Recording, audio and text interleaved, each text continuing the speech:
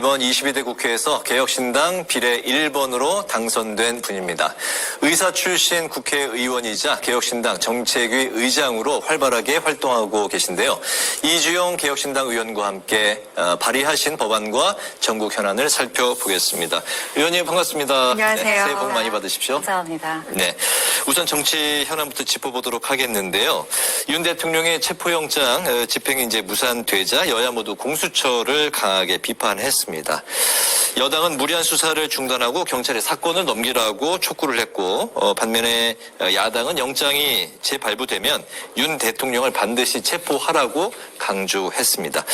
앞서 공수처는 경찰과 수사 혼선을 보이기도 했는데 현재의 상황 그동안 쭉 어떻게 지켜보고 계셨을까요? 지금 공수처가 움직이는 모양을 보면 공수처가 가지고 있는 법적 권한은 최대로 집행을 하고 싶어 하지만 법적으로 논란이 있거나 혹은 책임을 져야 하거나 다소 어렵거나 곤란한 부분에서는 적극적으로 발을 빼려고 하는 모양이 보입니다.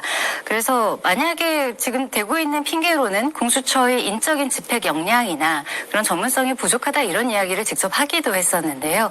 만일 그렇다면 이것이 이첩요구권을 발동할 때 이미 공조에 대한 것을 충분히 더 준비를 했어야 한다고 봅니다. 그런데 경찰에서는 또 지금 이것을 만약에 집행을 할 거면 우리가 수사권까지 가지고 가겠다 또 이렇게 주장을 하고 있는 상황인데 경찰은 이미 대통령실 압수수색에서도 많은 수사상의 허점을 또 드러낸 바가 있기 때문에 지금 이 두 군데에서 보이고 있는 모양은 권한은 행사하고 싶고 책임은 회피하고 싶고 준비는 사실상 덜 된 그래서 마치 여야의 모습을 그대로 보는 것 같다. 이런 생각이 많이 들었습니다. 네. 이런 가운데 민주당은 이 최상목 권한대행이 윤 대통령 이 체포에 협조를 하지 않고 그리고 경호처에 또 다른 조치를 취하지 않았다면서 직무유기 등의 혐의로 고발을 하겠다 이렇게 밝혔는데 이재명 대표 등 최 대행의 내란 행위에 대해서 책임을 묻겠다 이렇게 압박을 하고 있는데요. 지금 고발 조치인데 고발을 넘어서 탄핵으로 갈 가능성 있다고 보십니까? 어떤 말을 썼느냐가 굉장히 중요한 시점인데요.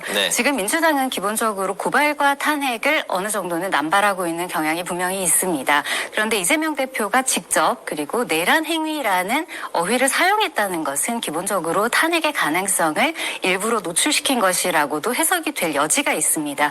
그런데 지금까지 민주당이 해온 탄핵의 요건이라는 것이 실제로 위법하거나 위험한 위법한 근거가 있는 것이 아니라 대부분은 정쟁의 도구로서 많이 발동해온 부분이 있기 때문에 이런 부분에 대해서 국민 여러분들도 사실 좋은 시각으로 보시지만은 않을 것 같고 그런 부분에서 어느 정도의 부담을 민주당도 느끼고 있을 것이라고 봅니다. 그래서 일시적으로는 고발이라는 우회를 사용한 것으로 보이고요. 만약에 최상목 대행에 대해서도 탄핵이라는 극단적인 조치가 또 내려지게 된다면 지금 외교적으로나 특히 경제적으로 너무나 큰 위험을 넘어 불확실성 그리고 해외에서는 이제는 거의 무정부 상태로까지 우려하고 있는데 이것을 악화시킨 것에 대해 민주당도 분명히 책임을 져야 하는 시점이 올 겁니다. 그렇군요. 현재 국회 탄핵소추단이 윤 대통령 탄핵 사유에서 내란죄를 제외한 걸 두고 논란이 이어지고 있는데요. 헌재는 재판부가 판단할 사안이다 이런 입장을 밝혔습니다. 여당은 탄핵소추안 국회 재의결을 해야 된다 이렇게 이제 거듭 요청을 한 상황이고 야당은 내란 혐의 사실관계는 변함이 없다 이렇게 입장으로 반박을 했습니다. 이 사안에 대해서는 좀 어떤 입장이실까요? 기본적으로 이것은 헌재와 사법부의 독립에 대한 이야기이고 법 체계를 어떻게 분명하게 할 것인가 그리고 국가기관의 고유의 권한을 어떻게 존중할 것인가에 대한 문제입니다. 그렇기 때문에 대통령이라는 존재가 발동한 계엄이라는 사태에 대해서 이것이 위헌적이고 위법했다는 것을 가려서 행정적인 처분을 내리는 것이 헌재에서의 입장인 것이고요. 내란죄냐 아니냐 하는 것은 형법으로서 사법부에서 판단을 해서 거기에 대한 벌을 결정하는 것이기 때문에 이것은 분리하는 것이 옳고 또 이것을 최초 탄핵 소추 안으로부터 분리시켜서 다시 심의하는 것에 대해서는 이전 박근혜 정부 때도 있었던 상황이기 때문에 이것에 대해서는 굳이 논란을 할 여지는 없다고 생각합니다. 그리고 의사 출신인 만큼 의료 공백 사태에 대해서도 질문을 드리도록 하겠습니다. 의료계 유일한 법정단체인 대한의사협회 회장 선거가 내일까지 진행이 되는데 결선에 오른 두 사람 김태구 주수호 후보 모두 강경파로 분류가 되고 있습니다. 의원께서는 앞서 그 차기 의협회장에게 지난 1년간의 그 전공의와 의대생 희생에 대해서 보상을 해야 한다 이렇게 말씀을 해주셨는데요. 이를 포함해서 좀 어떤 당부의 말을 전하고 싶으신지 들어보도록 하겠습니다. 지금까지 의협이 의료계를 대표하는 단체이기는 했으나 사회적인 역할을 어느 정도로 수행해 왔는가 하는 것에는 좀 의문이 있습니다. 그리고 의사들 또한 사회적인 문제에 대해서 얼마나 책임감을 가지고 적극적으로 의료의 발전에 대해서 이야기해 왔는가 하는 아쉬움이 있죠. 그런데 지금 그 어느 때보다 의료계 전체가 사회에 대한 관심이 높아져 있기 때문에 의협이 차기 집행부가 들어서면서 의사계통의 모든 사람들의 목소리를 잘 모으고 가장 중요한 것은 의료계의 목소리를 수렴함과 동시에 정부와 잘 협조해 나가고 그 이후에 대한민국 미래의료에 나아갈 방향성에 대해서 전문적으로 제시를 분명히 할 필요가 있다고 생각합니다. 네. 네네. 이 전공의와 의대생에게 지난 1년을 보상해야 한다. 이건 좀 어떤 의미인지 어떤 보상을 하면 좋을까요? 이것이 굉장히 위험한 일일 수 있는데 네. 이번에 의대 정시 모집이 지금 마감이 되고 있기 때문에 네. 이것은 굉장히 위험한 시그널을 전 국민에게 줄 수 있는 사건입니다. 정부가 어떠한 기한이 있는 일에 대해서 일방적으로 협의 없이 밀어붙이고 그 기한이 지나면 국민 여러분은 손 쓸 수 없습니다라는 네. 위험한 시그널을 주었고 거기에 저항한 자유의 투쟁이었다고 생각하기 때문에 그것에 대해 그 투쟁과 결단이 빛을 잃지 않도록 앞으로 의료가 더 좋은 방향성으로 함께 갈 수 있게 더 좋은 방향으로 승화시켜달라는 뜻입니다. 그리고 이제 그 방향성은 추후 이제 협의를 통해서 찾아야 된다 그런 입장이신가요? 네, 그렇습니다. 네네.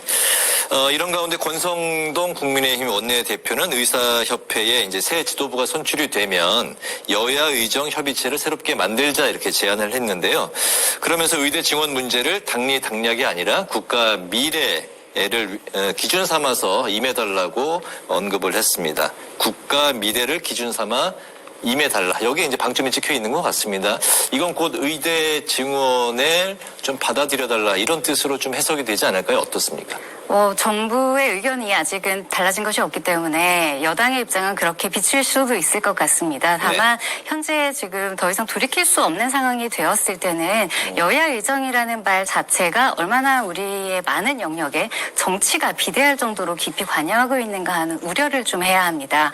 이것은 의료계와 정부가 제대로 된 방향으로 나아가고 거기에 대해서 국회가 도와야 할 일이지 여야가 먼저 나서서 끌고 간다는 것은 의료계뿐만 아니라 과학기술을 포함한 모든 영역을 정치적으로 풀겠다 혹은 압박을 하겠다는 것으로 보일 수 있기 때문에 지금 의료계와 정부가 제대로 소통할 수 없는 상황에서 여야가 나서는 것 자체가 어쩌면 문제를 더 복잡하게 만들 수도 있지 않는가 하는 생각이 들고 그렇기 때문에 오히려 여당 입장에서는 여야 의정을 제안할 것이 아니라 정부 입장과 의료계가 조율할 수 있는 가교가 되어주시는 것이 더 중요한 역할이다. 저는 그렇게 생각합니다. 네, 그 사이 올해 전국 의대 정시 모집이 3일에 마감이 됐습니다. 그리고 내년 의대 정원은 정부가 주장한 4,610명으로 굳어지는 분위기인데요.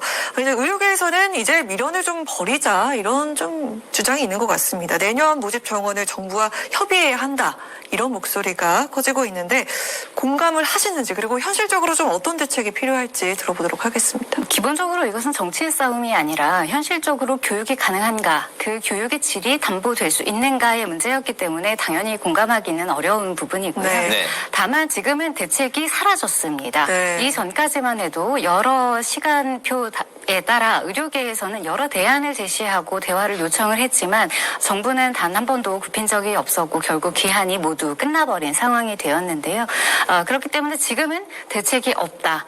정부가 전향적으로 나오지 않는 한 지방의료는 당분간은 파행을 피할 수 없을 겁니다. 지금 지방에 있는 의대생들이 모두 수도권으로 이동하고 있고 지역에 있는 의사들도 수도권으로 이동하고 있습니다. 그리고 이 공백은 메워지기가 대단히 어려울 것으로 생각하기 때문에 이 부분에 대해서 정부는 반드시 책임을 져야 할 것이고 이것이 늦어지면 늦어질수록 2026년에도 정부가 정하고 더 이상 대화하지 않으면 그것은 관철된다. 이 선례를 남기는 것이 다른 이공계에도 얼마나 큰 파장을 가지고 올지 빨리 깨닫기를 바랍니다. 네. 지난 8월, 그러니까 작년 8월이죠. 소아응급의료 분야에서 근무했던 경험을 살려서 1호 법안을 내셨습니다. 응급의료 살리기 패키지 법안을 대표 발의하셨는데요. 응급의료 체계 붕괴 위기를 극복하기 위한 현실적인 방안이 담겼다. 이렇게 이제 평가를 받고 있는데 구체적으로 어떤 법안일까요? 제가 낸 법안은 기본적으로 응급의료 살리기라고 생각을 하시면 될 것 같습니다. 네. 지금 제가 있었던 곳은 소아 전문 응급의료센터였고 그것은 지역에 위치하고 있었습니다. 그런데 제가 그곳을 그만둘 수밖에 없었던 그때에 비해 지금은 상황이 더 나빠진 상황입니다. 그런데 그때부터 지금까지 1년에 걸쳐서 저의 동료들이 현장을 떠날 수밖에 없었던 이유는 첫 번째가 근무 여건이고 두 번째가 사법 리스크였습니다. 다만 근무 여건의 경우에는 이것이 의료 체계 전반을 손대지 않고는 쉽게 바뀌지 않는 것이고 그것을 일일이 법으로 규정할 수도 없습니다. 두 번째 문제는 사법 리스크에 관한 것인데 물론 이것이 다른 나라에서는 이렇게까지 구체화된 법안으로 존재하지 않기 때문에 정부에서는 받아들이기를 다소 어렵게 느끼는 것 같습니다만 우리나라처럼 이런 어쩔 수 없는 응급의료에서까지 이런 사법적인 잣대를 완벽함의 기준을 두고 적용하는 사례는 많지 않습니다. 그렇기 때문에 그런 것에 실체적인 위협을 느끼고 현장 의료진이 이탈하는 상황에서 고의가 없었고 그 시점에서 초단위로 내려지는 판단이 적절했다면 거기에 대해서 굳이 형사적인 처벌을 하지는 말자는 취지의 법안입니다. 네, 그렇군요. 이제 마지막 질문 드리겠습니다. 정말 지난해 바쁘게 활동을 하셨더라고요. 전공의학 의대생 450여 명과 비공개 만남을 가진 데 이어서 최근에 전국 의사대표자 회의에 참석을 하는 등 의료 대란 그리고 이번 계엄 사태로 충격받은 의료계와 또 적극 소통에 나서고 있는 그런 상황인데 새해에는 의사 출신이자 그리고 소수 정당의 일원으로서 어떤 계획과 목표를 갖고 계신지 들어보도록 하겠습니다. 2025년이 대한민국 정치뿐만 아니라 의료계에도 대단히 중요한 한 해가 될 겁니다. 네. 왜냐하면 건보 재정이 당분간 수년 안에 고갈이 될 것으로 예상이 되고 있고 정부에서도 인정한 바이기 때문에 거기에 대한 해결책을 빨리 찾지 않으면 국민들이 느끼기도 전에 알아채지도 못하는 정도로 서서히 그리고 아주 중요한 의료부터 사라질 위험이 높습니다. 그리고 실제로 제가 있었던 소아 영역에서는 그런 과정을 거쳐서 이미 사라진 의료가 많이 있습니다. 그렇기 때문에 저는 현장을 가장 잘 아는 의사 출신의 정치인이자